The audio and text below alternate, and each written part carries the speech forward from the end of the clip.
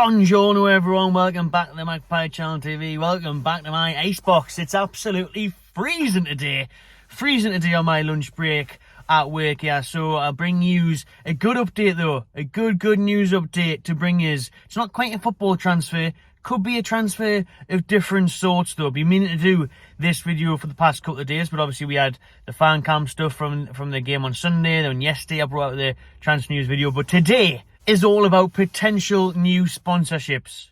The return of an old sponsor becoming the new sponsor, re-sponsored. The three stripes, the famous three stripes of Adidas, is on the verge of becoming Newcastle United's new shirt manufacturer.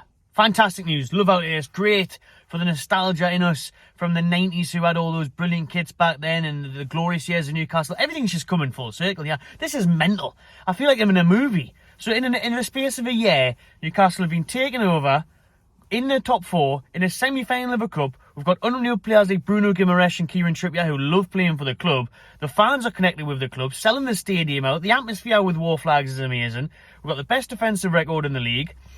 We spent £63 million on a forward, Alexander Isak. And now Adidas are coming back. And I'm sure I've missed out a host of things. The Shearer statues, everything. This is dreamland. Shout out to Amanda Staveley, PIF, Darren Eales, Silverstone, all of them. We'll get into all of them soon, but the turnaround is just mental. If Adidas come back, we're all getting our dreams come true. All of our wishes are coming true of what we wanted from Mike Ashley going to this takeover now, in everything that's changing. It's just insane how good this is getting. So, and this isn't just a rumour. This is factual information that the representatives of Adidas were at the Leicester City quarter-final clash last Tuesday night, a week ago today, at St James's Park. What a game they chose to go to, by the way. The atmosphere there, Burns' goal, getting through to a semi-final. You know, if that didn't impress them, nothing will. But I'm sure they didn't need that. Because at the end of the day, we've got the previous connection with Adidas, we've got the love of them, we've got the designs, we've got all the history. Now they're looking at the present and the future of Newcastle United. And to be honest, regardless of that, Newcastle United is one of the best propositions in world football for kit manufacturers, because we sell. We've got to be selling one of the most amounts of merchandise possible for club football. Honestly, we must do it, and especially now that we're higher up in the league, we'll be more appealing to fans around the globe who will want to start buying Newcastle shirts, especially when we do get Champions League and we do sign bigger name players. But you'll see people in Africa, Asia, America wearing Newcastle United kits now. And just a Newcastle alone though, Newcastle alone, always, I've never seen a stadium like it, where you go to a stadium, nearly everybody's wearing a bloody tune top, whether they've got it over the hoodies in the winter, they're wearing it when it's just came out in the summer, the start of the season.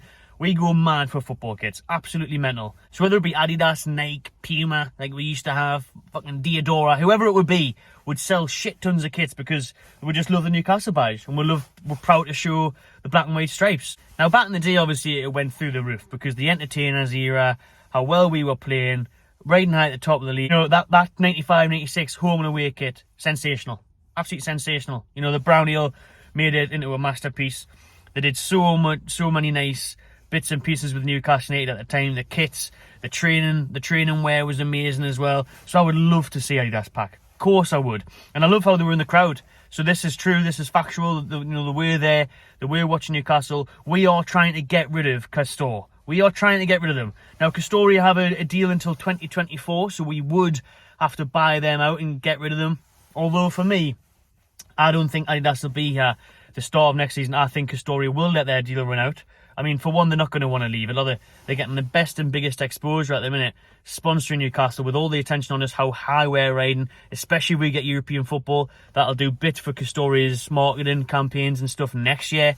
If we were in the Champions League, Europa League, whatever. It's not going to be easy to get rid of them, although I think we could, because I'm not sure how much Castore are paying Newcastle. It won't be much, because the deal was done under the Mike Ashley era. So I think they'll just give Mike Ashley like free whoppers 2 or 3 times a week, and that was enough for him. Do you know what I mean? The massive whopper that he is. But what Adidas or Newcastle or both could come together and say, look, right, say Castore are paying 10 million, 20 million a year. There you go, he has an extra 10 million to sign off a year, really. See you later. Because however much they're making in shirt sales, which would be a lot, we could easily double it and just say, will you leave now? Just get out, please. Yeah? We can't be arsed with you anymore. Because let's be honest, Castore have took a lot of stick. Delayed deliveries, terrible deliveries of wrong bloody kits.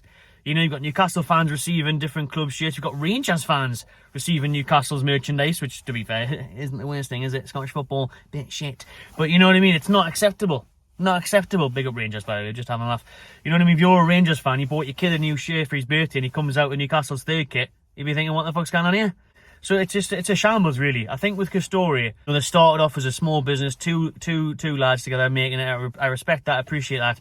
And I think it's just growing quickly, and they've just pumped too much into it too soon. They haven't quite had the facilities, big man, for the production and everything, you know. So that'll happen though if they're a new company and stuff. But it's, yeah, you shouldn't get into bed with Premier League teams if you're not ready to produce the goods. You know what I'm saying? But if we can get rid of Custore early, that would be brilliant. But not just the money issue and Custore wanting to stay on. These kits for next season will already be in production now. Remember, these kits, they'll get leaked in May, June. They'll come out then in the summer for sale. So we're only, 5 months away from that, 4 months away. These kits will already be designed and probably getting manufactured as we speak. So with maybe labels falling off them if it's Custore. But that would be the main concern for me, because these strips are in development. Adidas wouldn't really have the time to get in and get making the strips, you know. I love this from the 90s, by the way. Remember this if you haven't seen it already. It's class, you know, the Adidas factory. The women in that stitching the kits up ready for that big release in 96, 95 season. It's unreal, that, like. So yeah, I don't think Adidas would have time to get the kits out for next season. I don't think Custore would pull out with the exposure they're going to get, and with the kits probably already being in development. I think we'll see Custore's deal stay in place till 24, and then for the next season, so 24-25, we'll see the new Newcastle United kit brought back by Adidas, 3 stripes, which is amazing, because I'm buzzing for that. And what we can also see through this is, you know, bring out a retro range. Imagine the retro range that could make so much money. Adidas sponsor Arsenal, and you know, they bring out so many different kits and variables of training ground stuff and leisure wear with the fucking underground printed on it. Get the Metro and Adidas combination. That's what I want to see, that collaboration. Yeah, love it. But in all seriousness, you know, you would say great. You could bring out a great retro range, you know, redesigned of the classic 90s era. The training wear would look class as well. And, you know, another thing to consider is that we're going to get new shirt sponsors next season. So it's not going to be at Fun 88 anymore. We have ended that deal a year early with Fun 88. So we've got out of that one. So there will be a new sponsor. Obviously, a lot of links is the likes of Saudia, as we've seen on this kit here, which was redesigned by 1892 Culture on Instagram. Shout out to him.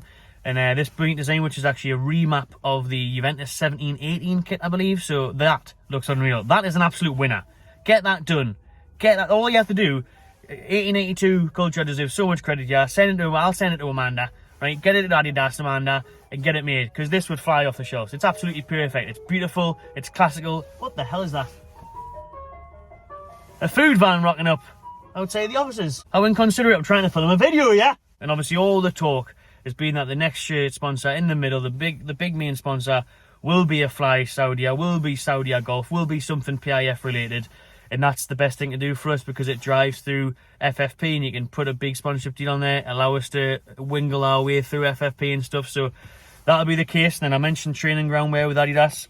That's probably going to have a different sponsor than the main sponsor. You see Man United do it with their training kits, and all the big teams do it as well. So that's a way to drive up revenue and, again, battle against FFP. All about those loopholes, as Chelsea are doing so well. But, you know, to get rid of Custore and bring in Adidas would be huge for us, I think, because it's that global big brand. I mean, the two biggest brands in the world of clothing are surely Adidas and Nike. I would have been game for Nike, to be honest with you, to switch it up, swoosh it up, bring in that swoosh, you know, bring that in. Bit of difference, new era and all that, but I'm all for Adidas. I'm all for Adidas coming back. The 3 stripes, lovely designs.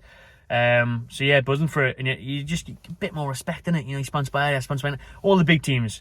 Look at, like I mentioned, Newcastle working hard behind the scenes. They've brought in the likes of Darren Eales, the new CEO. They've brought in the likes of Silverstone, the new chief marketing officer. So his job is to bring in these new sponsorships. So he was most likely behind the Adidas representatives being at St James's Park, because he worked on the Arsenal deal. He used to be at Arsenal and Silverstone.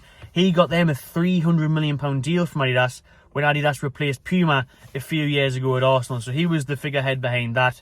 That was massive. Darren Eales has worked with Adidas in Atlanta as well, as they were sponsored by Adidas Atlanta over there in the States. So they both know how to do it. They're both working with these big brands. They're behind the scenes. Surely they're going to make it happen. Everything points to Adidas sponsoring the Toon Army once again. Looking forward to it. Can't wait to see those 3 stripes back. Right then, people, that'll do for this video. Let me know in the comments below what you think of Adidas looking very likely to return as Newcastle United's kit manufacturers. Subscribe to the Magpie Channel TV, and I'll see you on the next one.